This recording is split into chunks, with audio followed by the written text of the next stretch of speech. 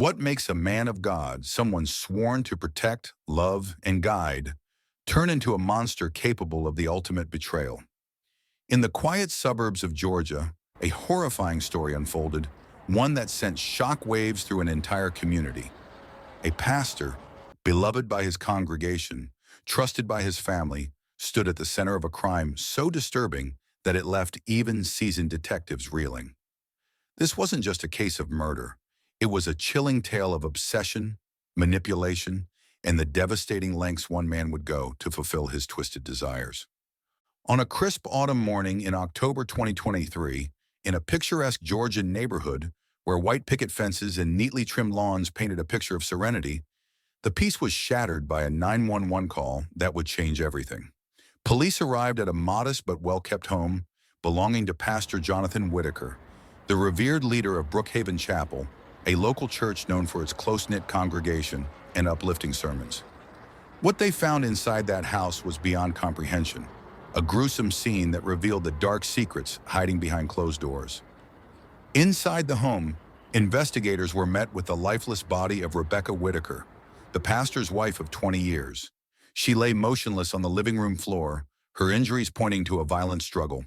Blood pooled around her head, staining the beige carpet, a stark contrast to the home's otherwise pristine appearance. But that wasn't all. Two more bodies were discovered just a few blocks away, Sarah Miller and Deacon Thomas Gray, both prominent members of the Brookhaven Chapel congregation. Sarah had been Rebecca's closest confidant, and Thomas was a trusted deacon in the church. Each victim had been killed within hours of one another, the scenes equally brutal, sending a clear message. Whoever committed these crimes had no intention of leaving loose ends. The initial shock of the murders rocked the community to its core.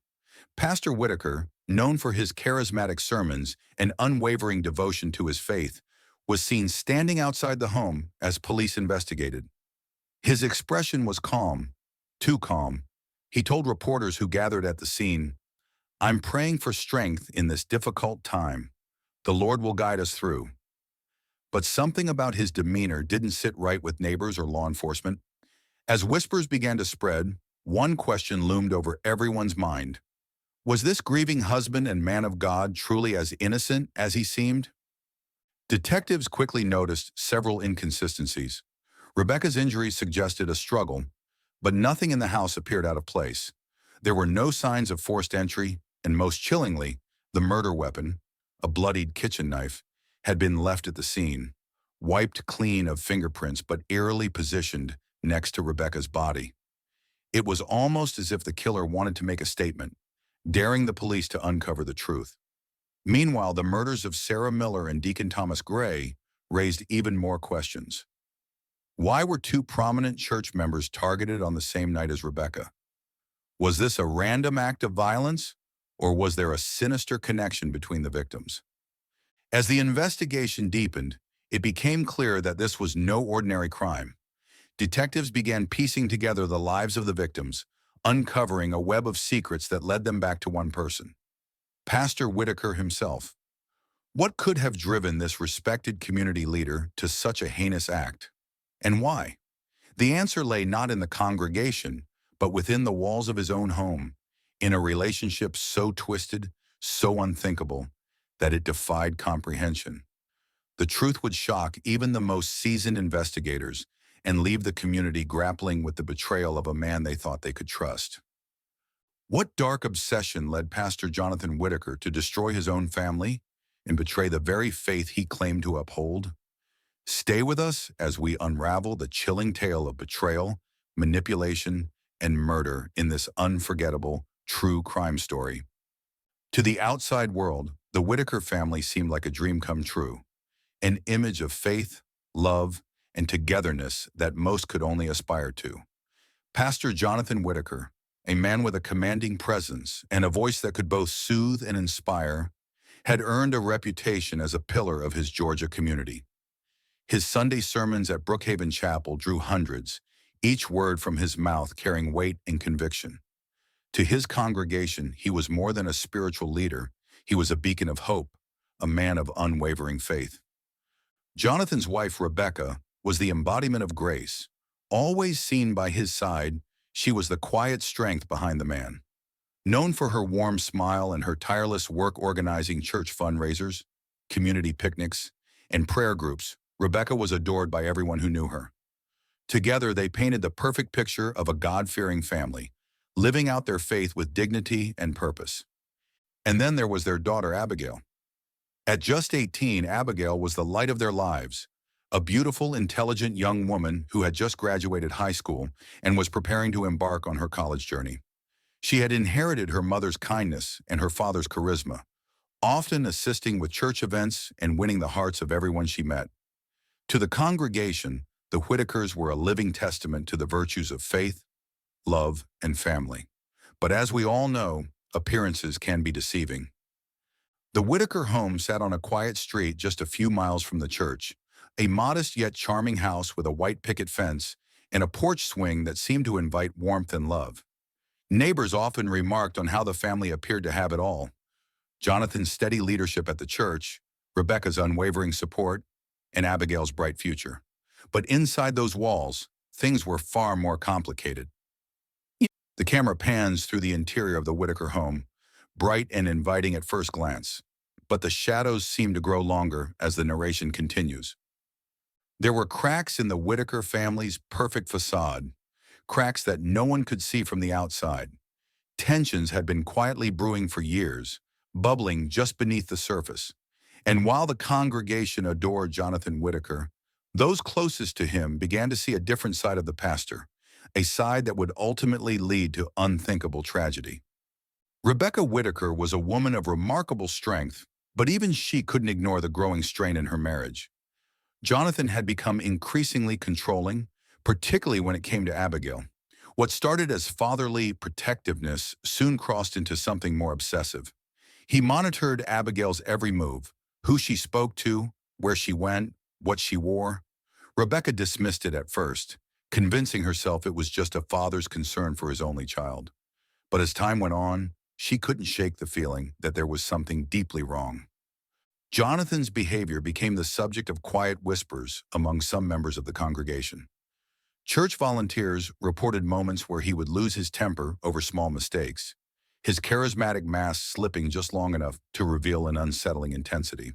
And then there were the rumors that Jonathan had been too close with some of the younger women in the church, his intentions less than pure. These whispers never gained traction, as most members dismissed them as baseless gossip. After all, who would dare accuse a man of God of such impropriety? As time went on, Rebecca began to confide in a few close friends from the church. She spoke of her growing unease, of Jonathan's increasingly erratic behavior, and the way he hovered over Abigail like a shadow. "It doesn't feel right," she told Sarah Miller, her closest confidant. "It's like he's obsessed with her. I don't know how much longer I can keep pretending everything's fine." Sarah listened, her own doubts about Jonathan surfacing, but neither of them could have imagined just how far he would go to keep his family under his control. Abigail, for her part, seemed oblivious to the storm brewing around her. She loved her father, idolized him even, and had always been eager to make him proud. But as she began to assert her independence, enrolling in college and spending more time away from home, Jonathan's behavior became increasingly erratic. He began to question her every decision, forbidding her from staying out late or talking to certain friends. And when Abigail brought up the idea of moving out for college, it was as if a switch flipped in Jonathan's mind. He became withdrawn, brooding, his sermons taking on a darker, more apocalyptic tone.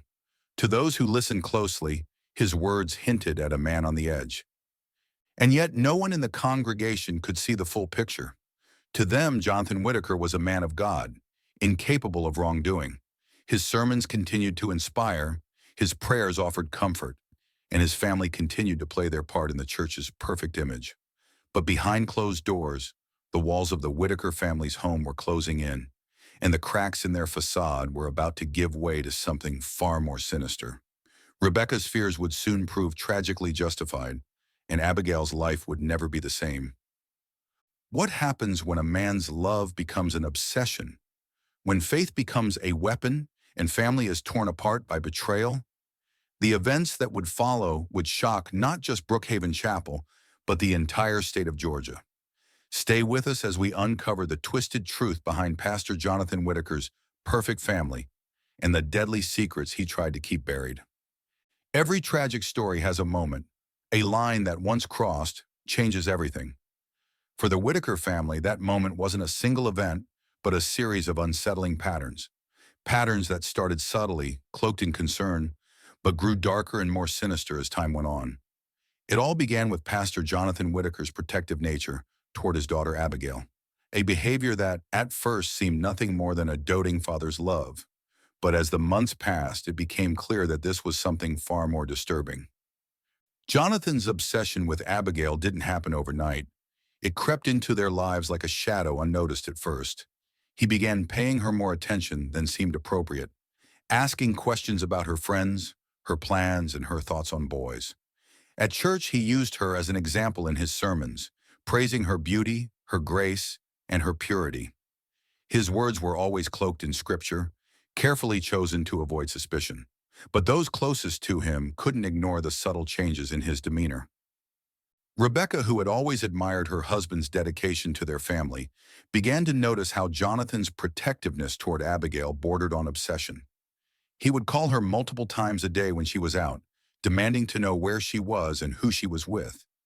If she didn't answer right away, he would grow agitated, pacing the house and muttering under his breath.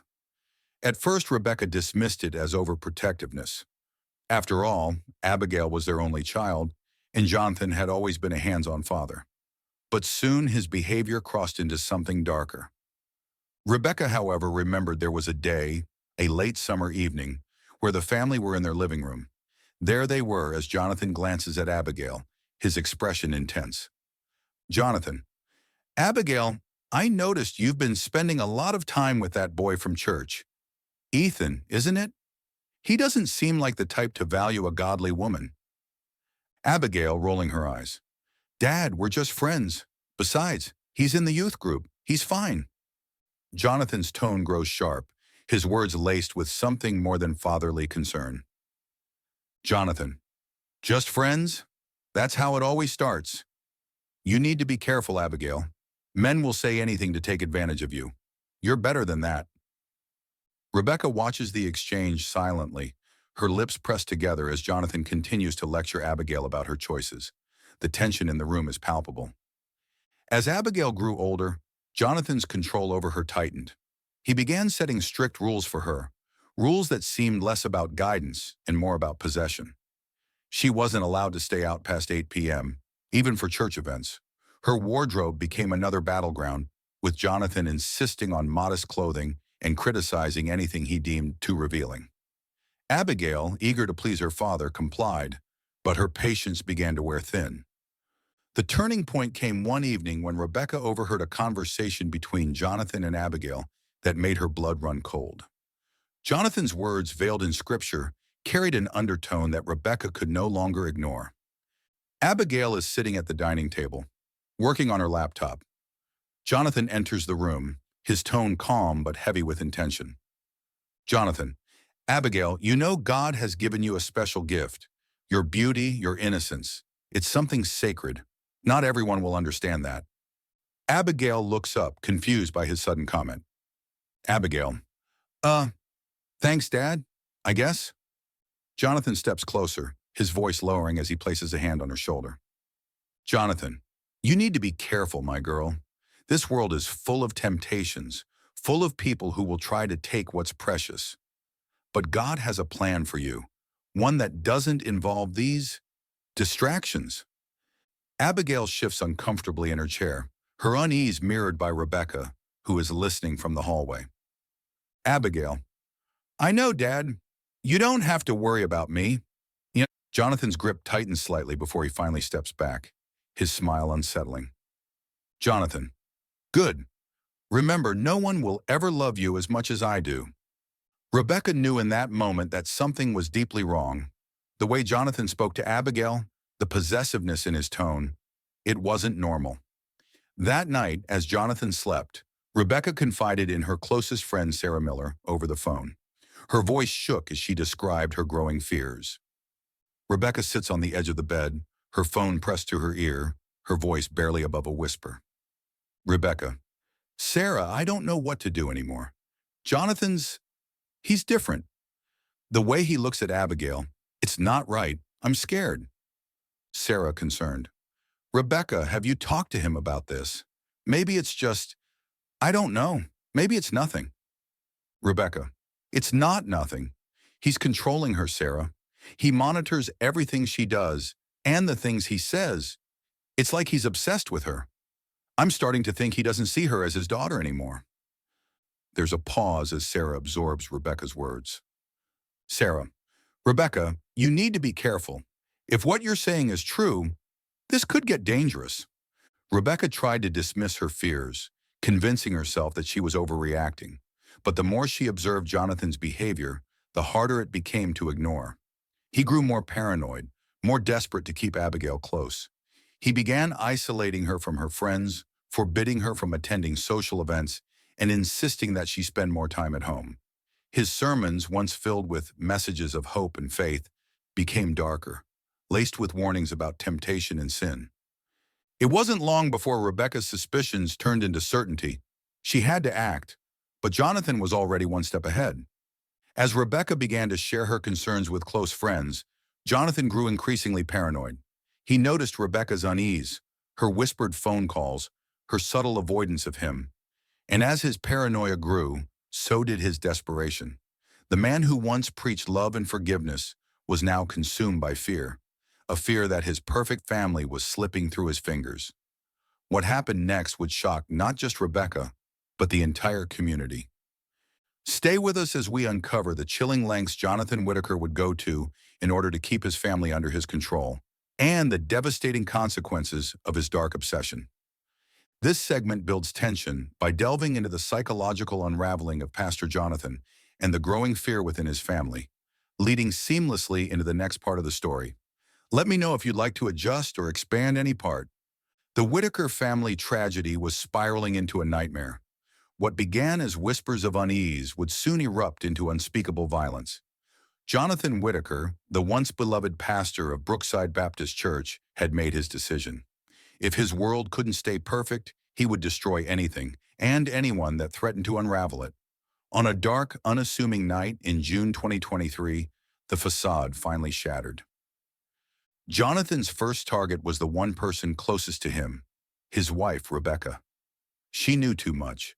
Her suspicions about his intentions toward Abigail had grown too loud, and her quiet warnings to friends had begun to spread. For Jonathan, Rebecca was no longer a partner. She was a threat, and threats in his eyes needed to be eliminated. On the evening of June 18, 2023, Rebecca is sitting at the dining table, reviewing church documents. Jonathan enters the room, his expression calm, but his body language tense. Jonathan, Rebecca, we need to talk. Rebecca, without looking up. I'm busy, Jonathan. Can it wait? Jonathan moves closer, his voice dropping to a chilling calm. Jonathan, no, it can't. I know what you've been saying about me. I know you've been talking to Sarah and Donna. Rebecca looks up, startled. She sets her pen down and studies him warily. Rebecca, what are you talking about? Jonathan, leaning over the table. Don't play dumb, Rebecca. You think I don't notice the way you look at me? The way you're trying to turn people against me? Rebecca stands, her voice trembling with defiance. Rebecca, you're paranoid, Jonathan. If you think I'm the problem, maybe you need to look in the mirror. Jonathan's jaw tightens, his calm facade slipping. He grabs her wrist as she tries to walk past him. Jonathan, you don't get to ruin this family. Do you hear me? You don't get to take Abigail away from me. Rebecca wrenches her arm free, her voice now filled with anger. Rebecca, you've already ruined this family. Abigail isn't your possession, Jonathan. She's your daughter. Jonathan's face darkens. The camera cuts to a shot of his hand gripping a heavy candlestick from the table. Without warning, he swings it at Rebecca, and the screen cuts to black as the sound of a sickening thud echoes. Rebecca Whitaker was the first victim of Jonathan's monstrous plan. He stood over her lifeless body in the dimly lit dining room, his breath heavy, his hands shaking as he realized what he had done. But there was no time for remorse. He knew Rebecca's friends would come looking for her, and for him, they were next. Jonathan, text message. Sarah, I need to meet with you urgently. It's about Rebecca. Can you come to the church tonight? Sarah hesitates, her brow furrowing as she types back.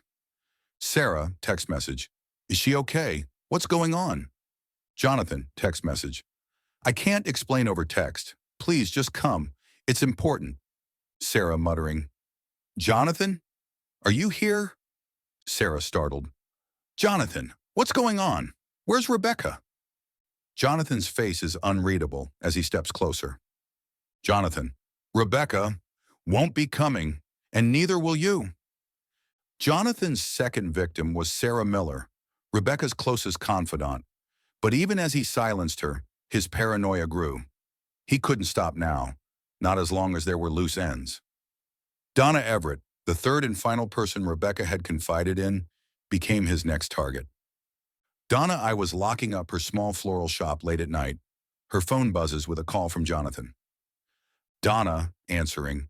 Jonathan, why are you calling so late? Jonathan, on the phone. Donna, I need your help. It's about Rebecca. Something terrible has happened. Donna's face fills with concern. Donna, what do you mean? Is she okay? Jonathan, please, just meet me at the church. I can't explain over the phone. Donna agrees reluctantly, her face tense. Cut to her arriving at the church, where Jonathan is waiting by the entrance. His demeanor is calm, almost too calm. Donna, Jonathan, what's going on? Where's Rebecca? Jonathan steps closer, his expression turning cold. Jonathan, she's gone, Donna, and now so are you. 3 lives were taken in the span of 24 hours. Jonathan Whitaker, the man once revered as a spiritual leader, had descended into a darkness no one could have imagined. But even as he tried to cover his tracks, the cracks in his plan were beginning to show. The music swells, hinting at the unraveling of Jonathan's crimes and the investigation to come. What drove a man of God to commit such heinous acts? And how would the truth finally come to light? Stay with us as we uncover the shocking aftermath of Jonathan Whitaker's deadly obsession. It was a Sunday morning on July 9th, 2023, at Brookside Baptist Church, a day that started like any other. Families were gathered, voices filled the sanctuary with hymns, and the congregation hung on to every word of Pastor Jonathan Whitaker's sermon. But what no one knew was that this service would be interrupted in a way no one could have ever imagined. By this point, Jonathan believed he had covered his tracks. The bodies of his wife, Rebecca, and the 2 church members, Sarah and Donna, had been hidden, and he thought no one would connect the dots. But what he didn't know was that detectives had been tirelessly piecing together the mystery behind the disappearances. Anonymous tips, inconsistencies in his statements, and growing suspicions within the community all pointed to one person. Him. Jonathan in his mid-sermon, his voice echoing with passion as he speaks. Jonathan. And so, brothers and sisters, we must place our trust in God's plan, even when we don't understand it. Suddenly, the double doors at the back of the sanctuary burst open. 2 police officers enter, their uniforms stark against the warm light of the church. The congregation turns in stunned silence, whispers rippling through the room. Officer, Jonathan Whitaker, you're under arrest for the murders of Rebecca Whitaker, Sarah Miller, and Donna Everett. Gasps fill the room. Jonathan freezes, his face a mask of shock. Abigail, sitting in the second row, stands up abruptly, her face pale. Jonathan, stammering, "Well, what is this? This is some kind of mistake." The officers approach the pulpit, placing Jonathan in handcuffs as the congregation looks on in disbelief.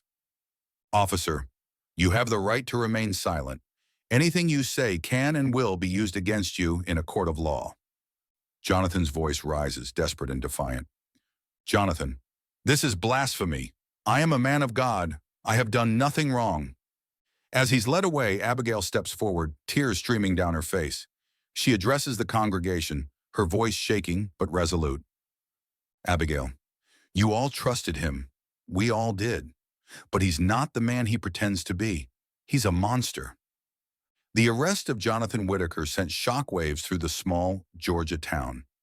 The man who had stood at the center of their spiritual lives was now exposed as a murderer driven by obsession. In the days that followed, details of his crimes would come to light, shattering the illusion of the perfect pastor. In the interrogation room, Jonathan sits at the metal table, his hands cuffed, his face pale but defiant. Detective Carla Ramirez sits across from him, her tone calm but firm. Detective Ramirez, Jonathan, we have your fingerprints on the candlestick used to kill Rebecca. We've recovered Sarah's phone with your messages. The evidence is overwhelming. It's time to tell the truth. Jonathan leans back in his chair, a bitter smile on his face. Jonathan, you think you understand, don't you? But you don't. Everything I did for love. Detective Ramirez, leaning forward. Love? Is that what you call it?